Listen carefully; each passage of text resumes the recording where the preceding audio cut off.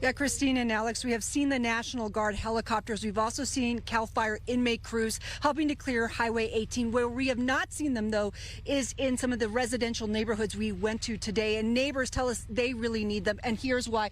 Take a look. We're actually in the Stater Brothers parking lot, and the surrounding areas basically look like that. There are essentially hills of snow, and if we pan that way, buildings look like that. Homes are buried under snow, and we actually had to come here to the Stater Brother parking lot because even the areas that have been plowed are very narrow. Only cars can get through, and we had nowhere to pull off to the side. And on top of that, to make matters worse, in some of the neighborhoods we visited today, we could smell gas.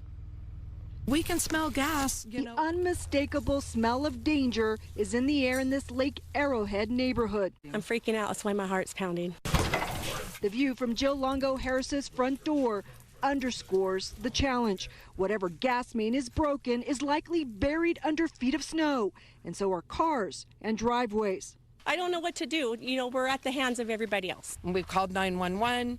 We called the gas company. They said call 911. We called 911. They said to call the gas company.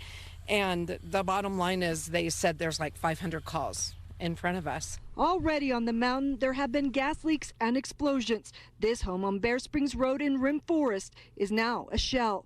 And is the person who was in the house, are they all okay? It's empty. That's the problem. Most of the houses are empty, so the gas meters aren't cleared. So we've been digging out all our neighbors' gas lines. Yeah. Yep. It's dangerous now at this point.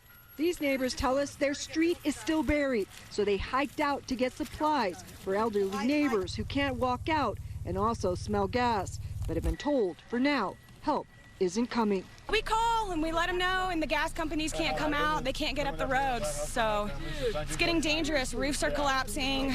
On street after street, we found homeowners waiting for plows. The focus so far is on the main roads, but trees and berms are buckling under the weight of all this snow. We had to stop several times and wait for crews to clear Highway 18. That's why residents say they still have no word on when plows will get to their home. Extra stress for Dana and Joe Weaver, who say in addition to smelling gas, they also have other worries. And I'm asthmatic, and I need medication. It's a dire stress situation. Someone needs to do something about it.